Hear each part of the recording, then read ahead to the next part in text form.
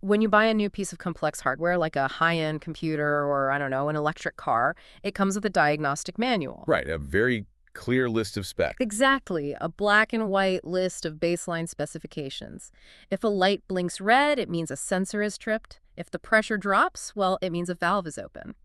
And it's deeply comforting because it's entirely predictable. It really is. It's quantifiable engineering. You can measure the outputs against the intended design with absolute mathematical certainty, but then you witness the birth of a human being. Yeah, no manual for that. Right. There is no manual printed out. You just have this tiny, slippery, screaming, entirely overwhelming biological organism covered in fluids. It's sheer chaos. At first glance, in the chaos of a delivery room, it just looks like panic. Yet, over decades, medical professionals have somehow developed this incredibly precise, almost decoding ring level of understanding of what normal actually means in those critical first few hours. It's the absolute definition of finding the hidden order within the biological chaos. I mean, what looks like random flailing or strange physical quirks or even alarming skin conditions to the untrained eye. They're actually vital data points. Exactly. They are vital diagnostic data points to a clinician. Every wrinkle, every twitch, every rapid breath is telling a story about where that baby has been for the last 9 months. And, exactly how well their physiological systems are adapting to this entirely new gravity-heavy environment. And today, Monday, March 30th, 2026, our mission is to perform a comprehensive, top-to-bottom clinical decoding of the normal newborn. We're doing a deep dive into the absolute foundational clinical protocols, pulled directly from the clinical notes of Dr. I.A. Akpan, a consultant pediatrician and neonatologist. It's a fascinating framework. So to the listener, imagine you are holding this newly arrived infant. You're the clinician. You need to know exactly what to look for, what to ignore, and what demands immediate life-saving intervention. But before we even lay a stethoscope on this baby, we need to establish our temporal boundaries. What exactly are we looking at when we say the neonatal period? Well, in strict clinical terms, the neonatal period is rigidly defined as the first 28 days of life, so just the first 4 weeks. Regardless of when they were born. Crucially, yes, it applies regardless of the baby's gestational age at birth. It's this critical transition phase where fetal physiology must permanently convert to extraterrestrial physiology. I mean, the lungs have to inflate, the cardiac shunts have to close, the gut has to learn to process food. It's a 28-day tightrope walk. It really is. Now, when we talk about gestational age, meaning how long the baby was actually baking in the womb, we operate on a very specific timeline. It's divided into 3 core categories. Okay, let's hear them. So a preterm infant is one born before 37 completed weeks of gestation. A term infant is born anywhere between 37 completed weeks and 42 weeks. And a post-term infant is one born after 42 completed weeks. Okay, let's unpack this. Before you can even begin to look at the baby's skin or listen to their heart, you have to establish the baseline dimensions. You can't possibly know what is abnormal until you establish the exact mathematical parameters of normal. Right, you need the baseline. Going back to that hardware analogy, you have to check the baseline specs right out of the box to ensure no parts were compressed or developmentally altered in transit. And for a singleton, full-term neonate, the clinical anthropometry, the strict body measurements, they fall into very specific reference ranges. First, we look at weight. We're looking for a baseline of 2,500 grams to 4,000 grams. And you're not just using a bathroom scale for this, right? Oh, absolutely not. Yeah. It's done using a highly calibrated, dedicated bassinet scale. And there's a vital clinical reason for that precision. In neonatology, drug dosing antibiotics, emergency fluids, everything's calculated down to the microgram per kilogram of body weight. Oh, wow. So it's incredibly sensitive. Extremely. An error of even 100 grams on the scale could result in a massive overdose, or conversely, an ineffective underdose. So the stakes for the math are immediate. Then you look at length, which should be 50 centimeters plus or minus 2 centimeters. And you don't just stretch a tape measure over a squirming baby. You use an infantometer. Right. An infantometer is essentially a specialized measuring board. It has a fixed head piece and a sliding foot piece. To keep them flat. Exactly. It ensures the baby's legs are fully extended and the body is perfectly flat against a rigid surface. It completely eliminates the margin of error caused by the baby naturally wanting to curl back up into the fetal position. But the measurement that really stands out in its strictness is the head circumference. The clinical standard is 35 centimeters plus or minus 2 centimeters. But the absolute mandate is the tool used. It must be a non-stretchable tape.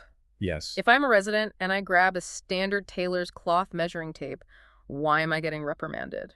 What's fascinating here is the absolute necessity of tracking microscopic changes. You might think a cloth tape would do the job, but cloth frays and stretches over time, especially when it's wiped down repeatedly with harsh hospital disinfectants. Right, that makes sense. And why does this matter?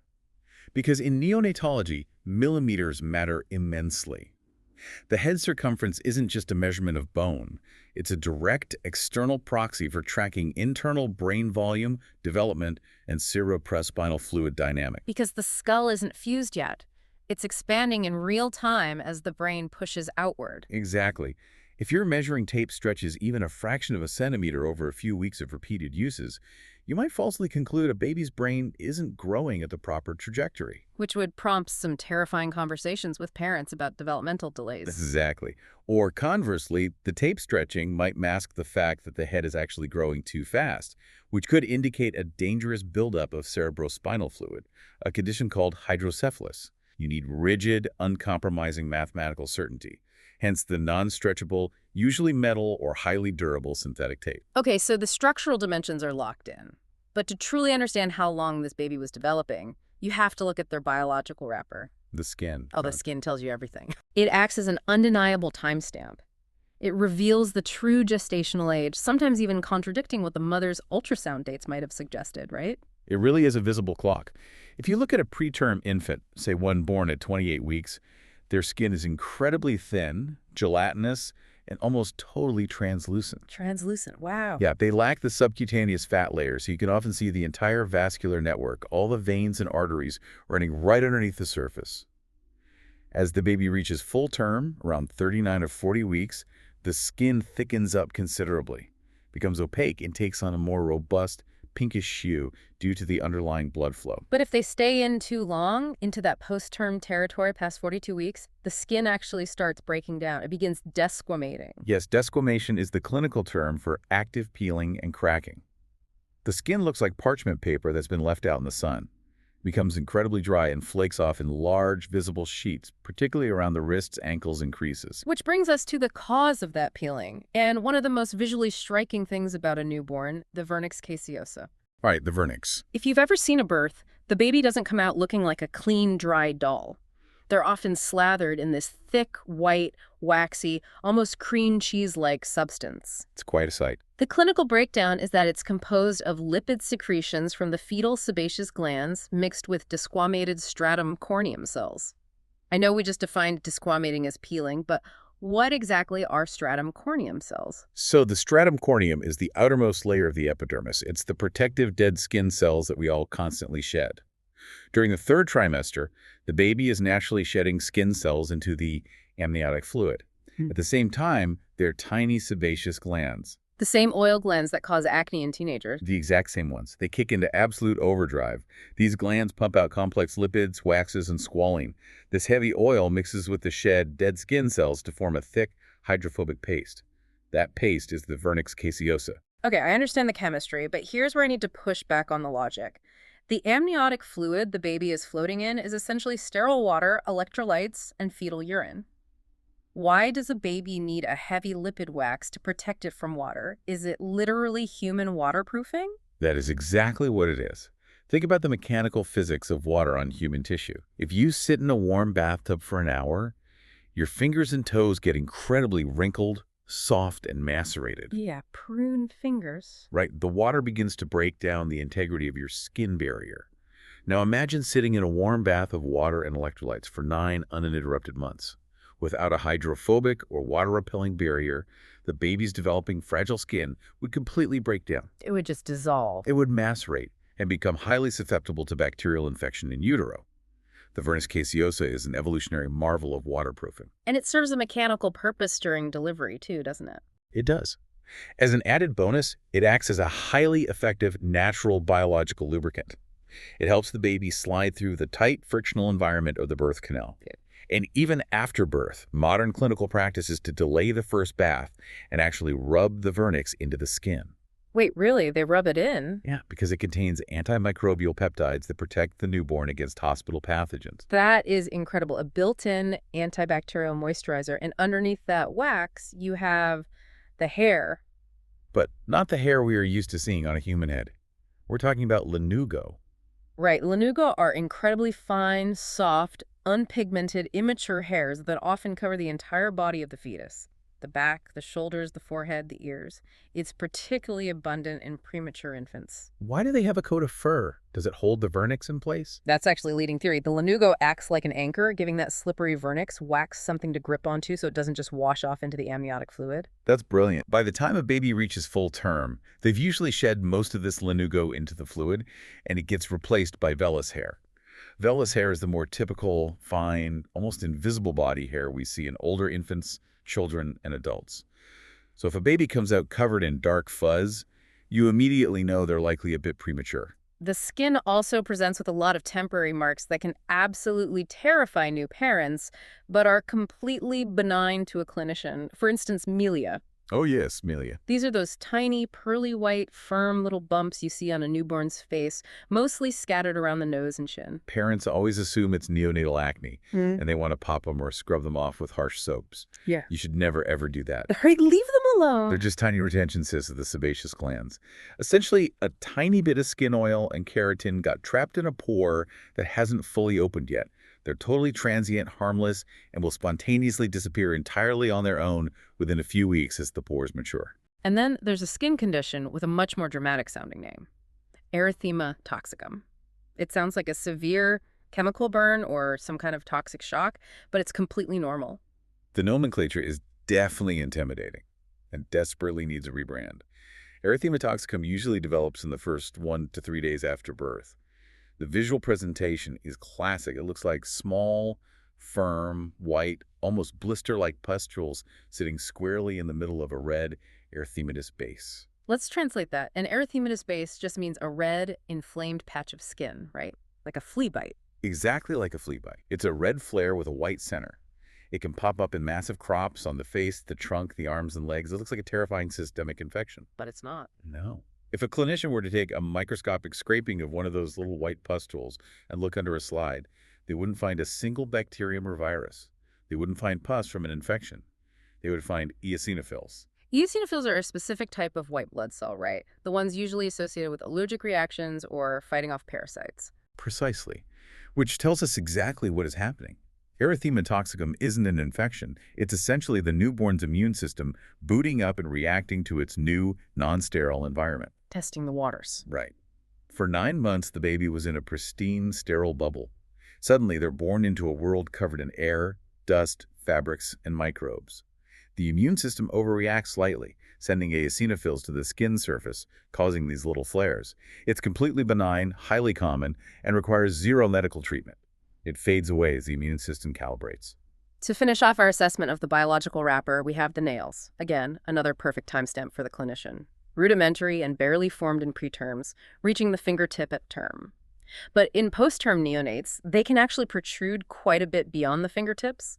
The baby can emerge looking like they need an immediate aggressive manicure. And they often do require one immediately, because a post-term baby has full motor control of their arms, and with those sharp extended nails, they will wildly flail and can easily scratch their own corneas, causing severe ocular abrasions. Wow, okay, so we've mapped the outer wrapper. Now we dive deeper, moving from the skin to the structural scaffolding beneath it. We reach what I think is the most mechanically fascinating and visually shocking part of a newborn, the cranial vault, the skull. It's an architectural marvel. As adults, we tend to think of skulls as solid bone helmets, fused shut. But a newborn skull is more like a series of tectonic plates floating on a sphere. It's designed to literally deform, slide, and overlap so the brain can survive the violent physical journey down the birth canal. The architectural anatomy of the neonatal skull is brilliant. It is not one bone. You have 7 distinct major flat bones. 2 frontal bones at the forehead, 2 temporal bones at the sides, 2 massive parietal bones making up the roof, and 1 occipital bone at the base of the back of the head. And they aren't attached. Right. Crucially, they are not fused together like adult skulls. They're separated by strong, fibrous, highly elastic tissues called sutures. And it's this elasticity that allows for what clinicians call molding. Yes. Because of these flexible suture lines, if a baby is delivered vaginally, the sheer physical pressure of being squeezed through the maternal pelvis will cause the skull bones to physically overlap each other. Just sliding over one another. Exactly. It's a mechanical adaptation to reduce the total diameter of the head. As a result, the baby often emerges with a head that looks elongated, cone-shaped, or asymmetrical. Conversely, if a baby is born via elective cesarean section or is in a breech presentation where the head doesn't undergo that same agonizing pelvic compression, the skull remains beautifully, perfectly rounded. And the intersections, the exact points where these tectonic bone plates meet, are the fontanelles, the infamous soft spots. Exactly. The anterior fontanelle is the most prominent. It sits right on the top midline of the head where the two frontal and two parietal bones intersect. It's diamond-shaped, usually about 20 millimeters in diameter, though it varies. And it stays open for a while, right? Yes, it remains open and palpable for a long time, usually not closing completely until the baby's between 7 to 18 months old. The posterior fontanelle, located at the back of the head where the parietal bones meet the occipital bone, is much smaller, triangular, and closes much earlier, usually by 2 months of age. These soft spots aren't just there to facilitate birth and brain growth, though. To a trained clinician, they act as actual diagnostic windows into the baby's central nervous system, right? They're basically built-in pressure gauges. They're arguably one of the most vital diagnostic tools a pediatrician has during a physical exam. Because there's no bone covering the brain at that exact spot, you can assess the physical state of the intracranial cavity. How does that work in practice? Well, for example, if a baby is suffering from severe gastroenteritis and is severely dehydrated, their total blood and fluid volume drops. Consequently, that anterior fontanelle will physically sink inwards, creating a visible depression on the top of the head. It's literally showing the fluid deficit. And what if it's the opposite? What if it's bulging? If the fontanelle feels incredibly tense, firm, and is bulging outward above the contour of the skull, it indicates raised intracranial pressure. The brain is swelling, or fluid is accumulating, and it's pushing against the only exit point available. That sounds dangerous. Very. This could be caused by meningitis, a severe infection of the brain's lining, or an intracranial hemorrhage, or hydrocephalus, where the cerebrospinal fluid isn't draining properly. A bulging fontanelle is a massive, screaming red flag requiring immediate neuroimaging. But what happens when the math goes wrong and the biology fails? What if these sutures close too early? That pathological condition is called craniosynostosis. If the fibrous sutures fuse and calcify into solid bone prematurely, it physically locks the skull plates together, permanently restricting the skull's ability to expand. And the brain is still trying to grow inside it. Exactly. Since the newborn brain is growing at an astonishing rate during this period, literally doubling in volume in the first year, a prematurely closed skull will act like a vice. The growing brain will force the skull to expand in bizarre, abnormal directions wherever a suture is still open, resulting in severe cranial deformities. Can that cause brain damage, or is it purely cosmetic? If multiple sutures fuse early, it can absolutely restrict brain growth and cause severe neurological impairment and life-threatening intracranial pressure. It requires highly complex neurosurgery to cut the bones back open. Wow, what causes it? Often, craniosynostosis is idiopathic, meaning it happens randomly during fetal development for no known reason, but it is also strongly associated with underlying systemic conditions like maternal hypothyroidism, rickets, hypophosphatasia, or hyperparathyroidism. And the flip side of that coin is delayed closure, where the soft spots and sutures stay wide open far too long. Correct. Delayed closure is rarely an isolated issue. It's usually a systemic red flag. We see it in congenital hypothyroidism, where a lack of thyroid hormone stunts bone maturation. We see it in chromosomal abnormalities like Down syndrome. We see it in achondroplasia, which is the most common form of dwarfism affecting bone growth. And pressure issues too, right? Oh, absolutely. Any condition that chronically raises intracranial pressure, like a slow-growing brain tumor or hydrocephalus, will physically push the bones apart, preventing them from ever fusing. Now, because the skull is taking the absolute brunt of the physical trauma during a standard vaginal delivery, acting as the battering ram to open the cervix, you often see significant scalp swellings. And this is where clinical precision is vital. There's a really crucial distinction between two specific types of swelling: caput succedaneum and Suffly hematoma. Let's break these down, starting with caput. Caput succedaneum is essentially severe localized edema. It's a massive collection of fluid swelling within the superficial tissue layers of the scalp itself. Imagine the baby's head pressing intensely against the mother's dilating cervix for hours during a prolonged labor. Or from a vacuum extraction. Yes, exactly. Experiencing the intense localized suction of a vacuum extraction device used by the obstetrician. The skin and subcutaneous tissue get bruised, congested, and swollen with serous fluid. It feels soft, boggy, and spongy to the touch, and you notice it immediately, right at the moment of birth. But the key diagnostic feature, the absolute gold standard that every medical student is aggressively taught to look for, is how that swelling behaves in relation to the skull bones underneath. Caput succedaneum crosses the midline of the skull. It completely ignores the suture lines. Precisely. Because the fluid accumulation is happening in the superficial tissue layers, far above the actual bone and the sutures, it doesn't care about the anatomical borders underneath. The fluid just spreads everywhere, crossing from the left parietal bone over the sagittal suture right onto the right parietal bone. So if you can trace the swelling smoothly across the top of the head, from ear to ear, it's kaput. And clinically, it's harmless. Entirely harmless. The excess fluid is naturally reabsorbed by the baby's lymphatic system over a few days without any medical treatment whatsoever. That's a relief. But cephalhematoma is an entirely different and much more serious pathological mechanism. This isn't just fluid, this is an accumulation of actual active bleeding. And it occurs much deeper in the skull architecture, specifically in the subperiosteal space. Let's translate that anatomy. The periosteum is the incredibly thin, dense, tough, fibrous membrane that tightly shrink-wraps the outer surface of all bones, including the skull. Right, it's the skin of the bone. Yeah. During particularly traumatic birth, intense mechanical shearing forces can actually cause that periosteum to violently tear and separate away from the underlying skull bone, the calvarium. And that tears the blood vessels. Exactly. When that membrane pulls away, it inevitably ruptures the tiny, fragile emissary blood vessels running between the bone and the membrane. So you get a slow, pressurized bleed, creating a pocket of trapped blood between the bone and its covering. And it happens slowly. Yeah, because the bleeding is gradual. A cephalhematoma usually isn't obvious right at the second of birth. It slowly forms, expands, becomes a firm, noticeable swelling over the first 24 to 48 hours. And here's the ultimate diagnostic clue you mentioned, the tent peg analogy. Yes. The periosteum doesn't just lay on top of the skull bones. At the exact edges of every single bone, right where the sutures are, the periosteum is tightly, immovably anchored down into the connective tissue. It's nailed down like the edges of a tent. So the blood can't spread? Right. Therefore, the bleeding is physically trapped over just one specific bone. The expanding pool of blood cannot cross those anchored suture lines. Therefore, a cephalhematoma never crosses the midline of the skull. If you palpate a firm swelling that stops abruptly at a suture line, forming a perfect semicircle over one parietal bone, you are definitively dealing with subperiosteal blood. That is such a clear, elegant, mechanical way to understand it.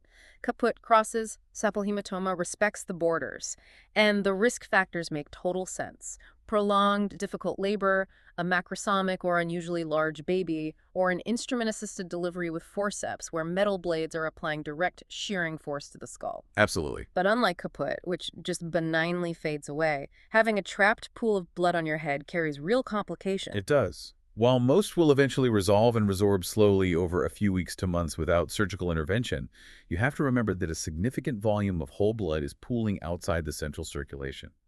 First, this can lead to systemic anemia for the baby. They are literally bleeding into their own scalp. That's terrifying. And second, as that massive pocket of trapped red blood cells inevitably dies and breaks down, they release a pigment called bilirubin. The immature newborn liver struggles to process all this excess bilirubin, which can cause significant, potentially dangerous jaundice. Right. And what about the skull itself? In some severe cases, the shearing force that caused the bleed might also have caused an underlying linear skull fracture. And sometimes, as the body tries to heal, the trapped blood can actually calcify, leaving a hard, bony bump on the skull for years. It requires careful, ongoing monitoring. The structural scaffolding of the skull is one thing, but how does this new hardware actually interface with the world? Moving away from the cranial vault, we explore the baby's primary sensory intakes, the face, the eyes, the mouth. Let's start with the eyes. Often, a newborn's eyelids are incredibly swollen and edematous for the first 2 days due to pressure of delivery. And there's a very specific, almost clever technique clinicians use for inspecting them. You don't just brute force pry the eyelids apart. No, forcibly prying the eyelids of a newborn is traumatic, painful, and ultimately counterproductive. Their orbicularis oculi muscles are incredibly strong, and they'll just squeeze them tighter in distress. So what's the trick? The proper, elegant clinical maneuver is to utilize their vestibular system, their internal balance mechanism. You hold the infant up securely in your hands and tip them gently forward and then smoothly backwards. This sudden change in physical orientation triggers a primitive reflex where the baby will often spontaneously snap their eyes wide open, allowing you a perfect, unobstructed look at the globe of the eye. And when you do get that look, parents are often horrified to see what looks like blood in the eye. Conjunctival or retinal hemorrhages, essentially broken blood vessels in the whites of the eyes. So it looks like a severe injury. It absolutely terrifies parents. But clinically, it's highly common in vaginal deliveries. The extreme compressive forces on the baby's chest and neck during contractions cause massive temporary spikes in venous pressure, which simply pops the tiny fragile capillaries in the eyes. But it's not dangerous. No, it's completely benign, does not affect vision, and the blood reabsorbs and resolves perfectly by about 4 weeks. But the clinician isn't really looking at the whites of the eyes. When those eyes pop open, they are hunting for the red reflex. The red reflex is the holy grail of the newborn eye exam. Just to clarify, is this the exact same red eye effect that ruined all our old flash photography pictures in the 90s? It is the exact same optical physics. You take an ophthalmoscope, a handheld medical light, and shine it directly into the pupil in a dark room. The light should pass cleanly through the clear cornea, through the clear lens, through the clear vitreous fluid in the center of the eye, strike the blood-rich retina at the back, and bounce right back to your eye as a brilliant, bright red-orange glow. And that means everything is fine. If you see a crisp bilateral red reflex in both eyes, it is incredibly reassuring. It proves the entire optical pathway is perfectly clear and unobstructed. It strongly suggests the absence of any major intraocular pathology. But if you don't see red, if the light hits something and bounces back white, that white pupillary reflex is called leukocoria. And when I look at the clinical list of causes for leukocoria, it is a parade of terrors. Leukocoria is a massive, urgent red flag. If the light hits something white instead of the red retina, it means there is a physical opaque obstruction somewhere in the optical pathway. And we can group these obstructions into 3 main terrifying buckets. The first bucket is structural blockages. The most common is congenital cataracts, meaning the lens of the eye itself is cloudy and opaque from birth. The second bucket would be invaders, infections. Yes, specifically infections that cause severe inflammation and scarring inside the eye, a condition called chorioretinitis. And the primary culprits here are the Torches infections. Let's expand on torches. It's an acronym for a group of pathogens that are uniquely dangerous to fetuses.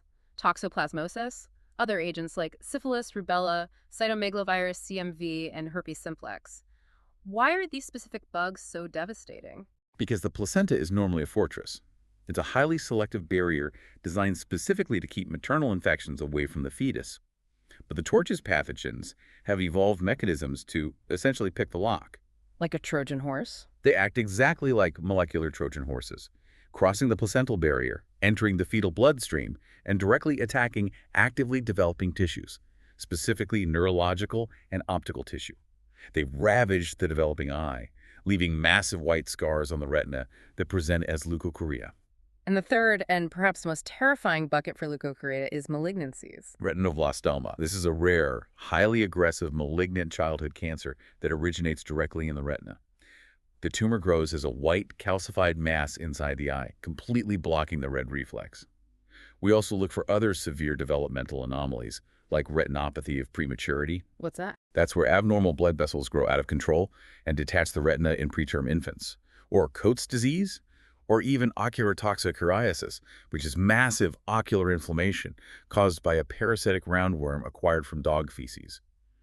Any instance of leukocoria requires immediate emergency referral to a pediatric ophthalmologist. Okay, moving down from the eyes to the mouth. Here's where it gets really interesting, almost entering the realm of medical folklore. A baby can actually be born with fully formed teeth. The clinical notes differentiate between natal teeth, which are present at the exact moment of birth, and neonatal teeth, which erupt in the first month. Are these extra mutant teeth? It is a profoundly startling thing to deliver a newborn and see teeth staring back at you. Yeah. But no, they're almost never extra teeth. They're almost universally the baby's actual, normal, primary lower central incisors, the bottom front teeth. So they just came in early? Yeah, they've just erupted incredibly early, usually due to a superficial, abnormally high position of the developing tooth germ in the gums. If they're the baby's actual primary teeth, why is the clinical recommendation often to immediately pull them out? If you pull them, doesn't that mean the infant is just missing their front teeth for the next 6 years? Yes, they'll be entirely toothless in that spot until their permanent adult teeth drop down at age 6 or 7. But it's a necessary sacrifice for survival. Why is that? Because these teeth erupted months before they were supposed to, the deep root structure inside the jawbone hasn't formed yet. The teeth are often just sitting on the surface of the gum, held by a tiny thread of tissue. They are highly mobile. Oh, they could fall out. Exactly. If they're loose, the absolute clinical priority is airway safety. A loose tooth can detach while the baby's feeding or sleeping and be inhaled directly into the lungs. That is a catastrophic, potentially fatal aspiration risk. Thanks. So if they're immobile, they must be extracted immediately. If they're magically firm and well-rooted, you can leave them, but that's rare. Wow. Further inside the mouth, we have something much less traumatic. Epstein's pearls. These are small, firm, white papular cysts right on the midline of the hard palate. Parents often mistake them for emerging teeth, but they're just harmless biological debris. During fetal development, the left and right halves of the palate have to fuse together in the middle. Sometimes, tiny clusters of epithelial cells get trapped in that fusion line, creating a small cyst. They rupture and disappear within a few weeks of feeding. The structural mechanics of the mouth also reveal how perfectly adapted the baby is for its one primary job, securing fuel. The tongue often appears relatively large. And then there's tongue tie, clinically known as ankyloglossia, where the frenulum, that little band of tissue anchoring the underside of the tongue to the floor of the mouth, is unusually short. But looking at Dr. Akpan's notes, the clinical guidance here is extremely conservative. A short frenulum is rarely a reason to instantly perform surgery. This is a massive point of contention in modern pediatrics. A lot of anxious parents and well-meaning lactation consultants will look at a baby's mouth, see a tight frenulum, and push for an immediate frenulotomy, taking surgical scissors and snipping the band. But clinically, an anatomical tongue tie is entirely irrelevant unless it is actively causing mechanical dysfunction. Function over form. Exactly. The only purpose of the infant tongue is to create a vacuum seal around the nipple. If the baby is latching onto the breast or bottle successfully, transferring milk efficiently without causing agonizing pain to the mother, and steadily gaining weight, you leave the frenulum completely alone, regardless of how short or tight it visually appears. You only intervene if it prevents feeding. And we see more evidence of the sheer physical mechanics of that feeding process in the newborn's face. Suckling isn't a passive activity. It requires immense biomechanical force.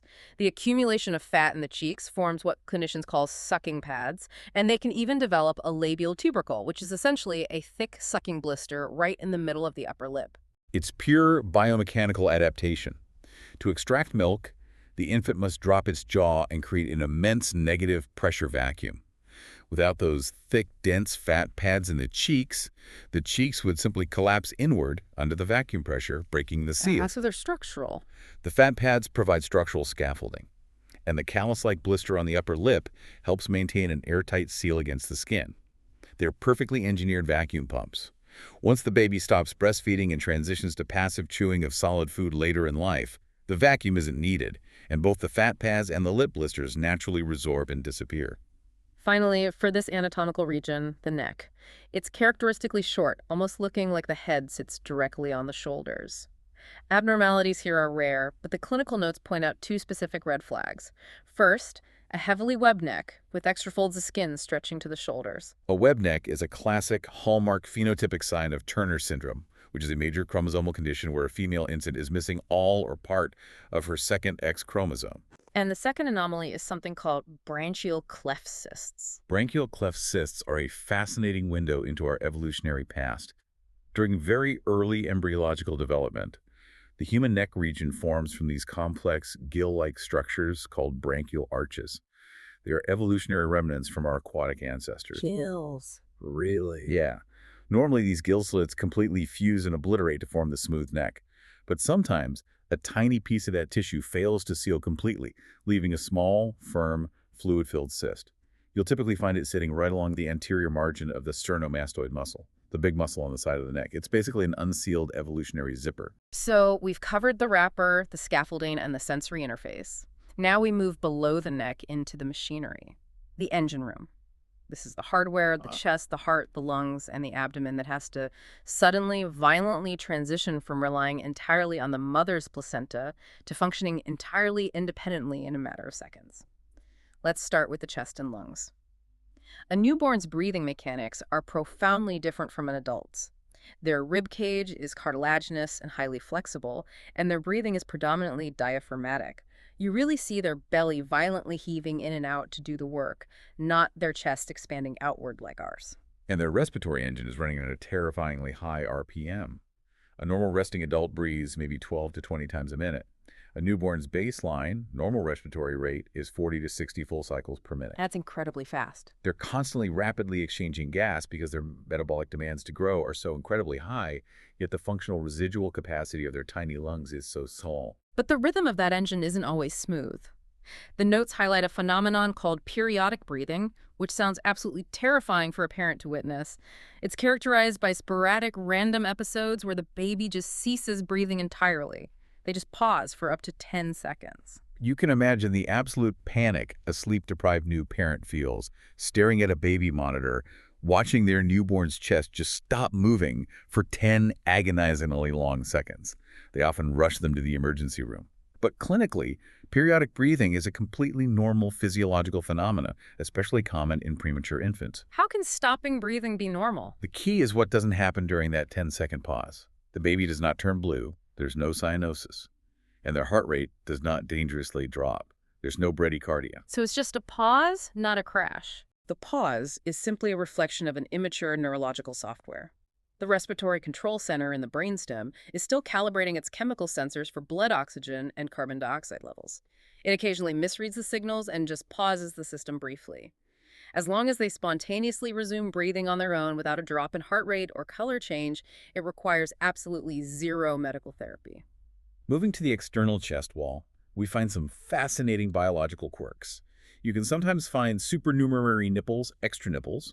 They're usually found inferior and medial to the normal ones, trailing down the abdomen along what embryologists call the milk ridge. They're basically harmless pigmented spots without any underlying glandular tissue.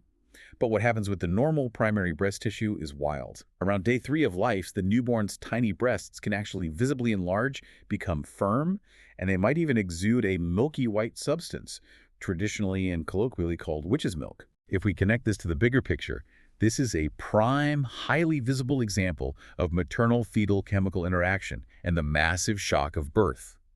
For the last 9 months, the baby has been marinating in a soup of maternal hormones, specifically massive levels of maternal estrogen and prolactin crossing the placenta.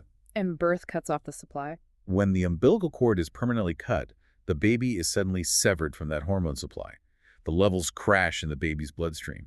But before they clear out entirely, that lingering maternal prolactin actively stimulates the baby's tiny rudimentary breast glandular tissue to swell, hypertrophy, and actually produce a small amount of genuine milk. It's called galactorrhea. That is bizarre, but biologically sound. But the clinical notes highlight a crucial, highly dangerous warning regarding the swelling. Because the breasts look swollen and are leaking fluid, there's a very common late practice, rooted in medical folklore, where well-meaning parents or caregivers will actively massage and squeeze the newborn's breasts to express the fluid and relieve the perceived pressure. And this is a devastatingly harmful, potentially lethal practice.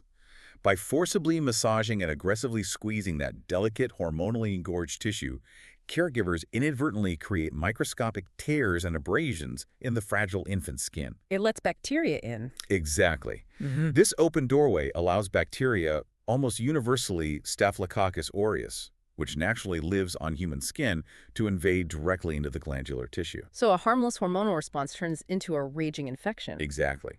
What was a totally benign physiological swelling rapidly escalates into a severe, destructive staphylococcal breast abscess. Suddenly, you'll see massive asymmetrical swelling of one breast, extreme tenderness causing the baby to scream, severe red erythema spreading across the chest wall, and thick, purulent pus exuding from the nipple. Oh, horrifying. It required zero treatment yesterday, now requires urgent hospital admission, IV broad-spectrum antibiotics, and potentially surgical incision and drainage that could permanently damage the developing breast bud. It is a textbook example of why well-meaning intervention without clinical understanding can be so disastrous. Yeah. Deep inside the chest cavity, behind that breast tissue, we have the primary pump, the heart. The normal newborn heartbeat is staggering compared to ours, a baseline of 120 to 160 beats per minute. And doctors don't just listen for the rate, they meticulously check the apical impulse. This is the precise anatomical point of maximum mechanical impact, where the tip of the heart physically strikes against the chest wall during a beat. The textbook location should be exactly at the fourth intercostal space between the fourth and fifth ribs on the left midclavicular line. If that tapping sensation is displaced somewhere else, you have a massive structural crisis on your hands. The heart doesn't just float freely. It's suspended firmly within the mediastinum, the Mm. central compartment of the chest. If you put your stethoscope on the left side and hear nothing, but you feel the apical impulse beating strongly on the right side of the chest, you're looking at two major possibilities. The first is dextrocardia. Which is what? Dextrocardia is a rare, fascinating congenital anomaly where the embryonic heart tube folded the wrong way and the entire heart is literally mirrored on the wrong side of the body. And the second possibility is much more acute and dangerous. Yes. A tension pneumothorax. If a baby's fragile lung suffers a blowout, perhaps from the intense pressure of their first breaths or from mechanical ventilation, highly pressurized air escapes the lung and floods the chest cavity. And the air has nowhere to go. Because it's trapped, the pressure rapidly builds and it physically acts like a bulldozer, shoving the heart, the trachea, and the entire mediastinum violently to the opposite side of the chest. The apical impulse shifts because the heart has been literally pushed out of the way. It is a critical, life-threatening emergency requiring immediate needle decompression to let the air out. Dropping down from the chest to the abdomen, the primary feature, the artifact of their previous life, is the umbilical stump. When the doctor cuts the cord, they inspect the vessels inside. It should contain exactly 3 vessels, 2 arteries, and 1 vein. But I always found the plumbing here fascinating because it is the exact reverse of the adult system. In us, veins carry oxygen-poor blood to the heart, and arteries carry oxygen-rich blood away. But in the fetus, the single umbilical vein carries the vital, oxygenated, nutrient-rich blood from the placenta to the baby's heart, while the 2 umbilical arteries carry the toxic deoxygenated blood and waste products away from the baby back to the placenta. It's a perfectly engineered temporary life support tether, a bypass system. And inside the abdomen, because the baby has virtually no abdominal fat yet, the abdominal wall is incredibly thin. You can actually palpate the internal organs quite easily. The liver, for example, is proportionally massive in a newborn. You can normally feel its firm edge extending a full 2 centimeters below the right rib margin. Why is the liver so gigantic? Is it processing that much waste? Not waste, blood. During fetal development, the bone marrow hasn't fully taken over the job of producing red blood cells yet. The fetal liver is the primary site of extramedullary hematopoiesis. It is the factory churning out massive amounts of fetal hemoglobin. So it's a blood factory. Because it's acting as a giant blood factory, it hypertrophies and becomes physically huge. After birth, as the bone marrow takes over, the liver gradually shrinks back into normal proportions. You can also often feel the very tip of the spleen on the left side for similar reasons. The clinical notes also mention a fascinating radiological checkpoint. If you were to take a standard X-ray of the baby's abdomen, you should definitively see pockets of swallowed air gas all the way down in the rectum by 24 hours of life. Why is documenting a baby's gas so important? Because air is the ultimate non-invasive contrast dye. The moment a baby is born and starts crying, they're gulping down massive amounts of atmospheric air. That air travels down the esophagus, into the stomach, through the miles of small intestine, into the colon, and finally to the rectum. So it traces the whole path. If you see air in the rectum on an X-ray, it definitively proves that the entire gastrointestinal tract is open, hollow, and structurally patent from the mouth to the anus. It proves the plumbing is connected. Exactly. If there's an atresia, a congenital defect, where a segment of the intestine failed to hollow out and formed a physical blockage or a dead end, the swallowed air will stop dead at the blockage.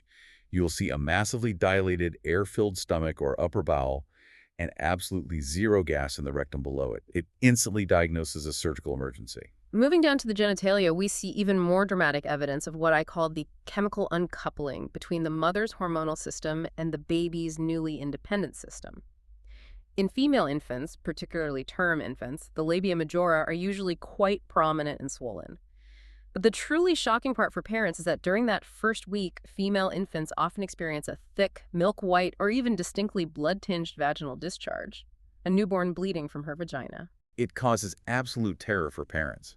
They assume sexual trauma or a severe bleeding disorder.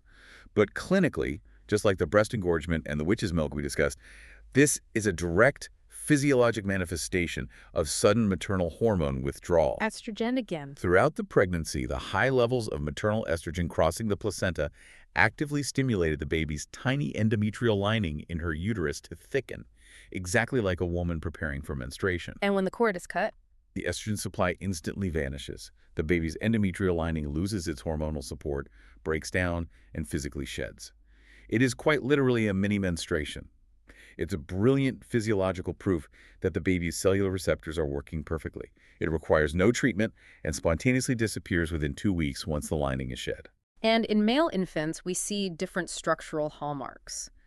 The scrotum is naturally quite large and pendulous at full term, but its size can be massively exaggerated by the physical trauma of a breech delivery, where the buttocks and genitals take the brutal, direct brunt of the cervical pressure instead of the hard skull. Or it can be enlarged by a transitory hydrocele, which is a harmless pocket of fluid trapped in the sac around the testicles that slowly reabsorbs. The clinician is also verifying that the testes have fully descended from the abdomen into the scrotum, or are at least palpable in the inguinal canals on their way down. Interestingly, there's a unique dermatological feature here.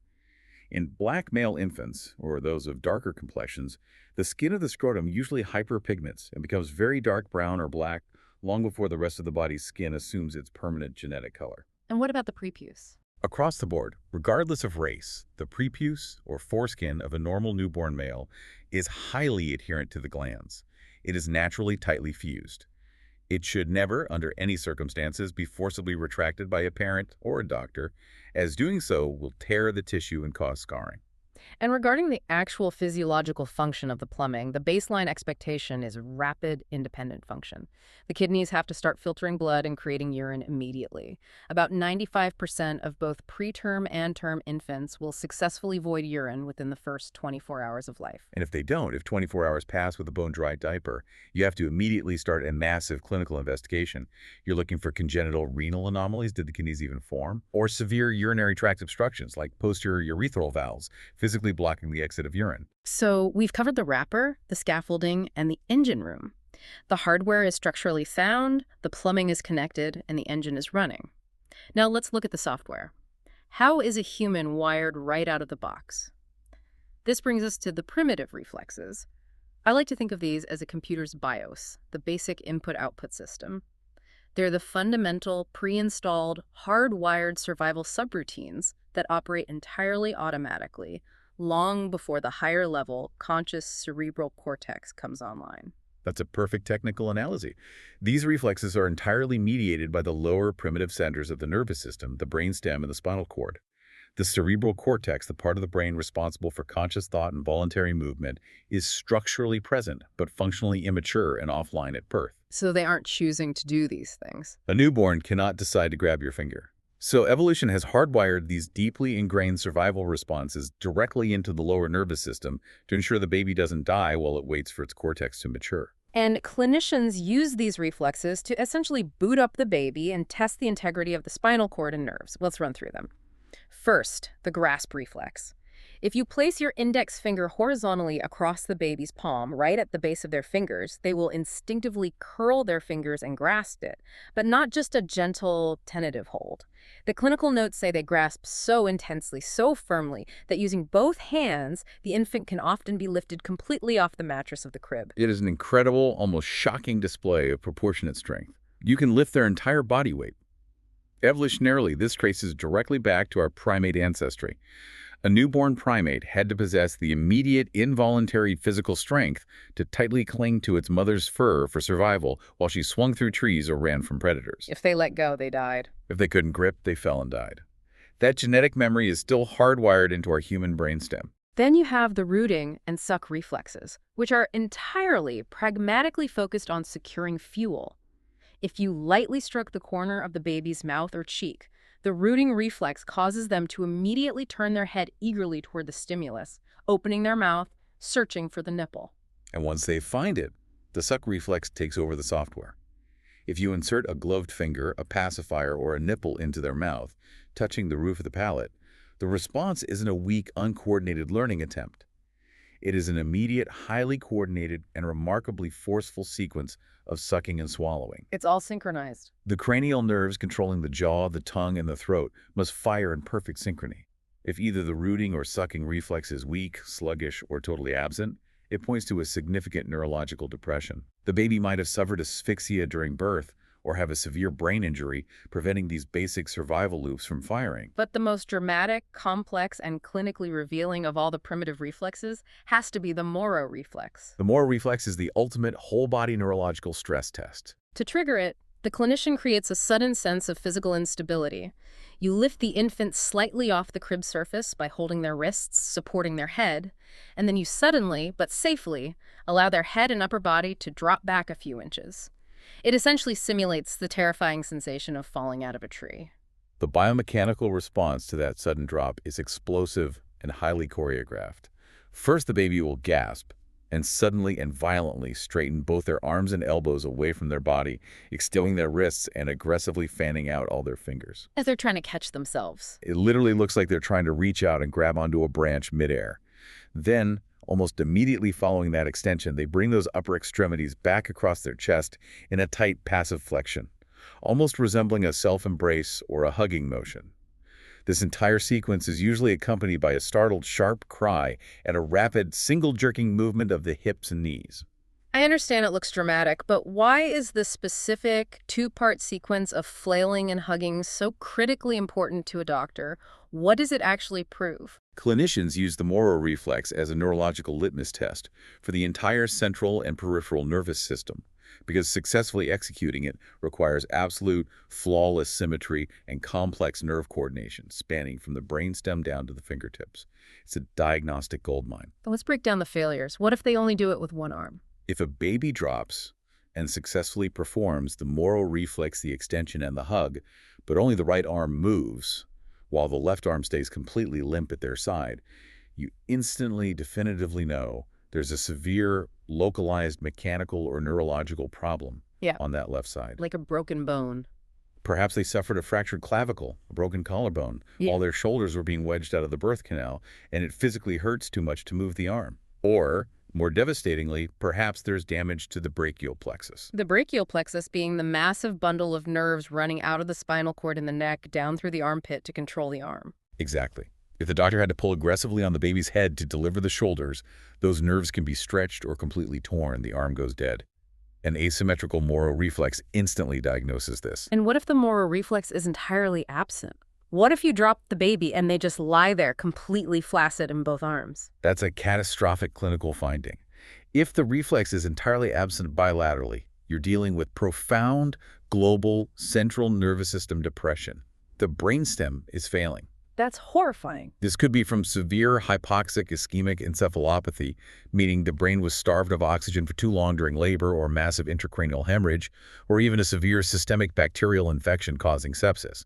The BIOS is completely crashed. It's a crude but incredibly effective instant diagnostic tool that tells you exactly how intact the baby's wiring is. So we have spent the bulk of our time so far defining the absolute rigid center of normal. The ideal baseline blueprint of measurements, skin wrappers, engine functions, and hardwired software. But biology is rarely perfect. What happens when the biological math doesn't add up? Let's talk about the extreme outliers, starting with restricted growth. The clinical notes transition here into the diagnosis and management of the SGA infant small for gestational age. SGA is defined strictly mathematically. It refers to any newborn whose birth weight falls below the 10th percentile for their specific documented gestational age and gender on standard growth charts.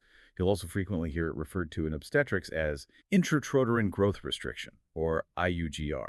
So what does this all mean in practice? Let me clarify something, because I think this is a major point of confusion for anyone outside of medicine. An SGA infant isn't necessarily premature, right? A baby can stay in the womb for a full, exhausting 40 weeks, go all the way to term, and still be classified as small for gestational age. Precisely. This is a vital distinction. Prematurity is strictly a measure of time. How many weeks were they in the oven? SGA is a measure of mass and growth during whatever time they were in there. So they're just small for how long they've been cooking. A baby born prematurely at 30 weeks could be a perfectly normal size for a 30-weeker.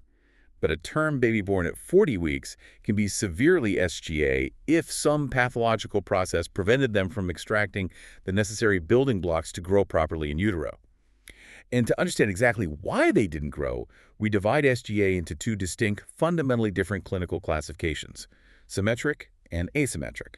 Let's start with symmetric SGA. The clinical notes say this has an early onset. Yes, symmetric SGA occurs when the biological insult, the genetic defect, or the viral infection happens very, very early in the pregnancy, usually in the critical first trimester. Because it happens so early, when the embryo is just forming, the insult profoundly interferes with cellular hyperplasia. Hyperplasia meaning the actual physical division and multiplication of the cells. Let's use an analogy. If building a baby is like building a brick house, hyperplasia is the factory manufacturing the total number of bricks. That's a perfect analogy.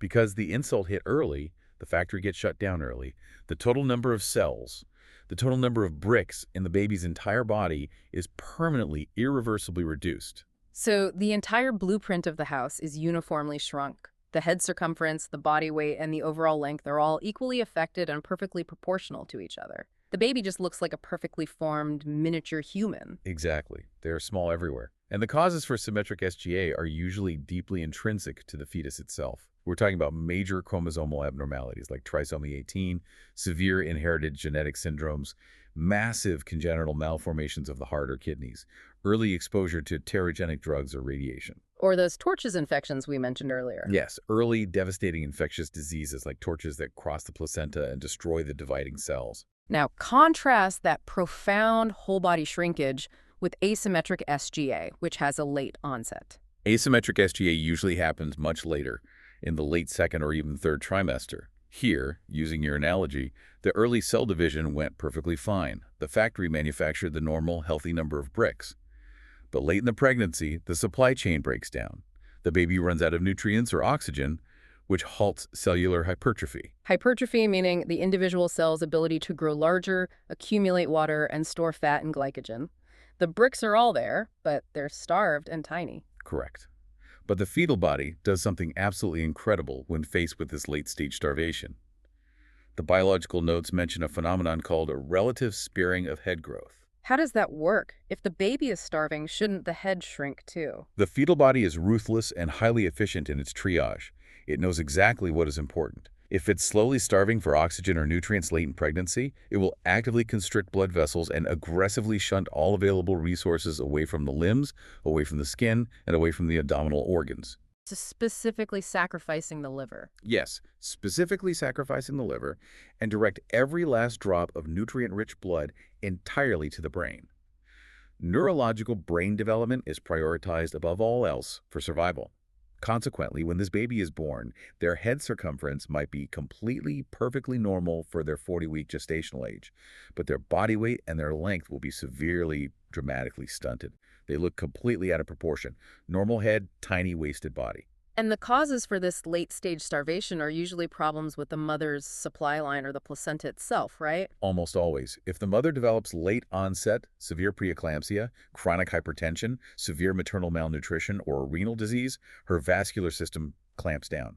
The blood vessels feeding the placenta constrict and harden, and the placenta simply cannot deliver enough fuel or oxygen to support the rapidly growing mass of a third trimester fetus. They're starving in utero. The baby is essentially slowly starving.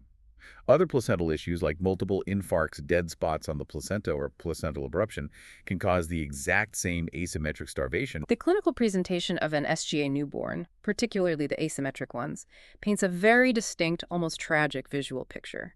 They might be relatively healthy, alert, and crying vigorously, but they look, frankly, starved. They have severely decreased muscle mass, almost zero insulating subcutaneous fat, and what the clinical notes poetically but sadly call wizened faces, an old person face. They look like little old men. Exactly, because they completely lack those plump buccal fat pads in the cheeks that we discussed earlier. Even their umbilical cord looks thin, dry, and withered. And because they have zero physiological reserves, no fat, no stored sugar, they are prone to a rapid, deadly cascade of immediate problems upon birth. First, they are highly susceptible to severe perinatal asphyxia. The stress of uterine contractions during labor compresses the blood flow. A normal baby can hold its breath, so to speak, and tolerate it. An SGA baby is already teetering on the edge of hypoxia. The stress of labor pushes them over the cliff. They also face the intense risk of meconium aspiration, which we'll cover in depth in a moment. But I want to talk about their metabolism. They crash into severe hypoglycemia almost immediately. Remember how we said the body sacrifices the liver to feed the brain? Because their shrunken liver was starved, it stored absolutely zero glycogen, the complex sugar that acts as a battery reserve. Oh, they have no backup fuel. Within minutes of the umbilical cord being cut, their blood sugar plummets to undetectable levels, which can cause devastating brain damage and seizures, if not immediately corrected with IV dextrose. And their temperature control completely fails. They suffer from profound hypothermia. This is pure physics. Normal newborns maintain their body heat by burning a special type of fat called brown fat. It's literally a biological space heater loaded with mitochondria that generate heat instead of energy. SGA babies have burned through all their brown fat just trying to survive in the womb. And they don't have regular fat either. Without that internal heater, and without the insulation of regular white subcutaneous fat, they rapidly lose heat to the cold delivery room air. They simply cannot maintain their core body temperature and will freeze to death without incubators. So clinical diagnosis has to happen early, ideally long before birth, using maternal ultrasound to measure the trajectory of fetal growth and umbilical Doppler studies to mathematically measure the resistance of blood flow through the placenta. Post-birth, the diagnosis relies heavily on weight, the Ballard score to physically assess their neuromuscular maturity, and calculating the ponderal index, which measures weight relative to length to definitively prove they are asymmetric. But the medical treatment for an SGA baby, surprisingly, isn't some complex surgical procedure. It is largely just intense, meticulous supportive care. You put them in an incubator to keep them warm, you put an IV in to keep their blood sugar up, and you let their biology catch up on its own. You're simply providing the raw fuel and the safe, warm environment they were brutally denied in utero. Once you establish the supply chain, their biology is remarkably resilient and will aggressively try to compensate and catch up on that missed growth. Now, if SGA is about the tragedy of restricted growth, the final, completely opposite outlier we need to cover is about what happens when the baby stays in the biological oven far too long. The post-term infant. As we established earlier, a post-term infant is rigidly defined as one born after 42 completed weeks of gestation. And just to be highly pedantic but clinically accurate, this is distinct from a post-date infant. Post-date just means they went slightly past their estimated 40-week due date. Post-term means they have been in there for a full 2 weeks past their due date, past 42 weeks. The causes for going post-term seem a bit murky in the literature. Sometimes it's just inaccurate ultrasound dating of the pregnancy early on. But there are statistical links to first pregnancies, a maternal genetic predisposition to long gestations, or interestingly, carrying a male fetus seems to extend the clock slightly. But what fascinated me most about the pathophysiology here is the profound biological paradox. You would naturally logically assume that more time in the womb equals a bigger, plumper, healthier baby, like baking a cake longer. It's a totally logical assumption, and for a few days past the due date, it holds true. But it fundamentally ignores the brutal biology of the placenta. The placenta is an organ, and like all temporary organs, it has a strictly programmed lifespan. It's essentially designed to function at peak, 100% efficiency for exactly 40 weeks. As the pregnancy pushes past 41 and firmly into 42 weeks, the placenta actively, aggressively begins to senesce. Senesce meaning it physically ages and deteriorates. Rapidly, it begins to calcify. Microinfarcts form, meaning tiny pieces of the placental tissue literally die.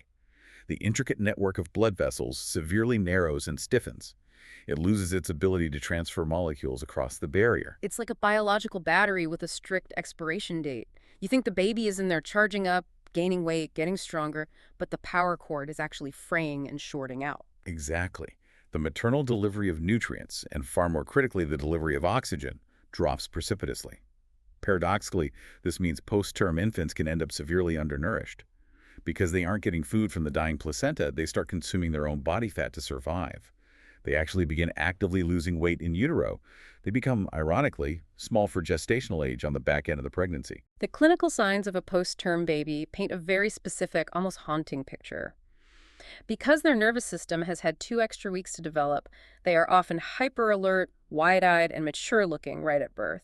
They don't have that sleepy newborn look. They've lost all their protective vernix caseosa, it dissolved weeks ago, so their skin is dry, cracked, and peeling like parchment paper, as we discussed. They have those razor-sharp, long fingernails and toenails, a full head of thick hair, and crucially, severely decreased subcutaneous fat. They look long, thin, and wasted because they've been burning their own fat reserves to survive the failing placental battery. And that failing calcified placenta sets the absolute stage for disaster during the mechanical stress of labor. The baby is already teetering on the edge of severe hypoxia, low oxygen, because the placenta is failing.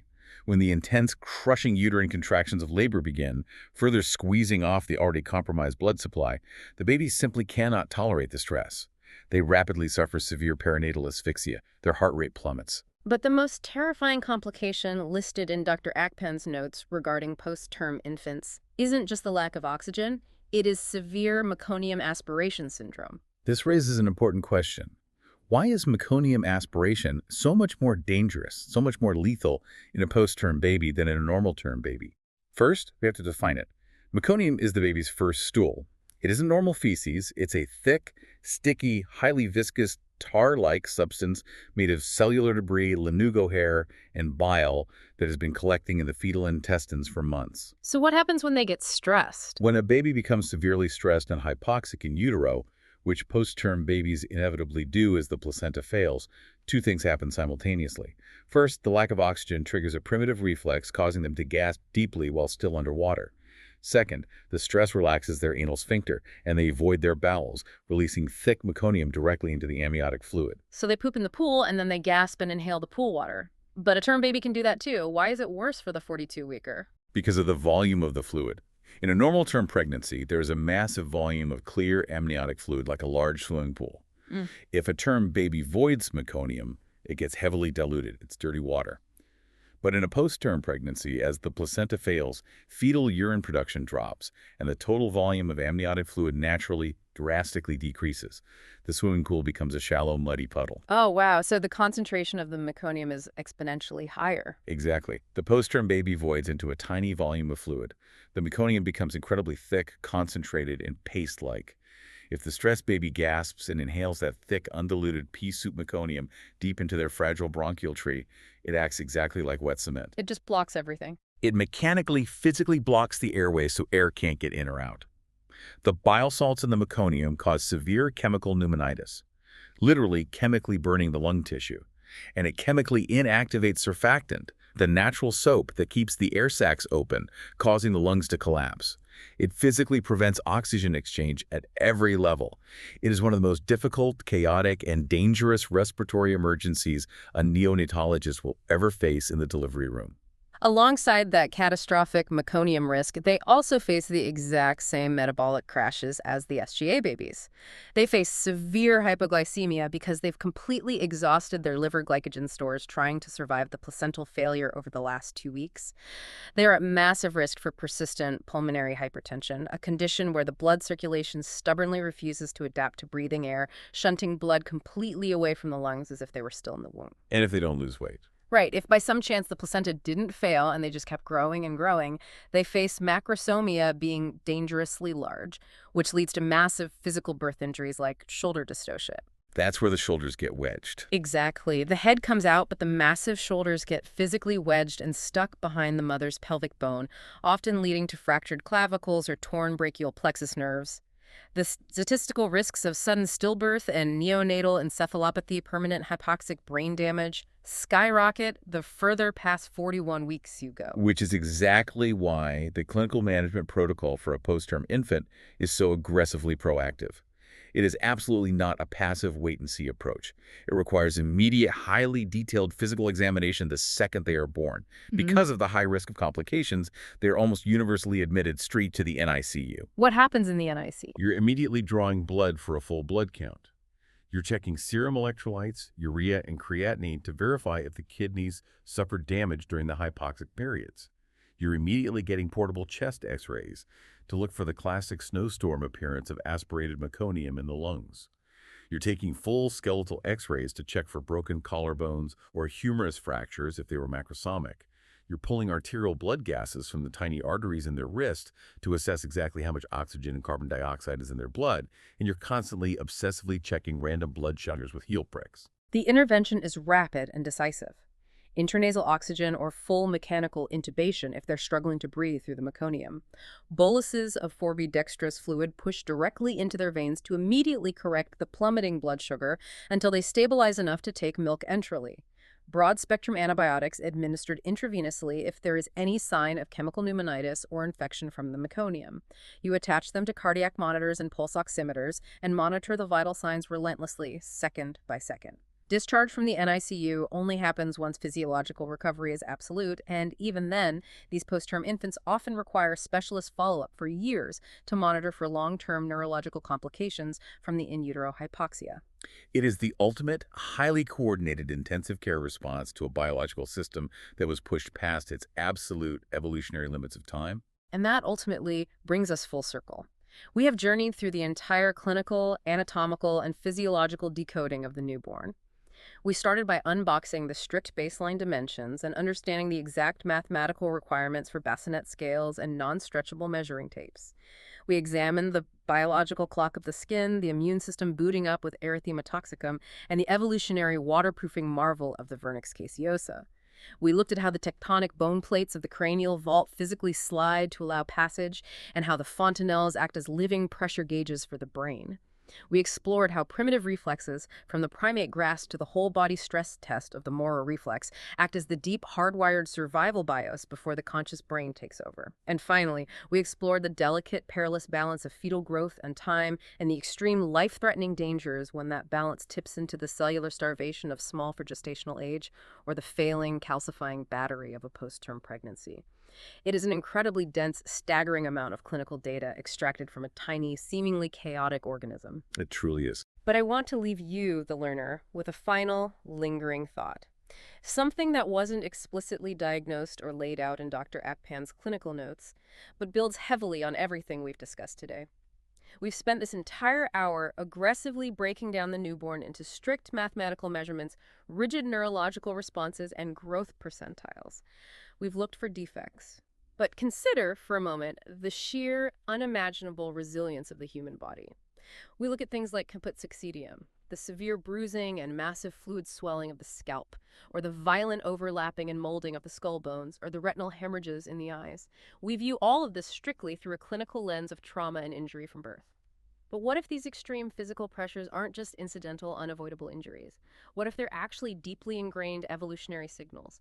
What if the intense, agonizing physical squeeze of the birth canal, the crushing pressure that forces the fluid out of the lungs and bruises the scalp, is the exact necessary mechanical trigger that boots up the baby's central nervous system? What if that intense, violent compression is the actual physical password that tells the dormant brain, "Welcome to gravity, the umbilical cord is gone, it is time to start breathing air"? When you look at it through that evolutionary lens, it changes the entire clinical paradigm. It makes you look at a crying, wrinkly, peeling, bruised, swollen newborn not as a fragile, broken little thing requiring a dense diagnostic manual to fix, but as a robust, powerful survivor of one of the most intense, perfectly choreographed, and brutally demanding physiological journeys in human existence. Thank you for joining us on this deep dive. Keep questioning the parameters, keep looking for the hidden order within the biological chaos, and keep learning.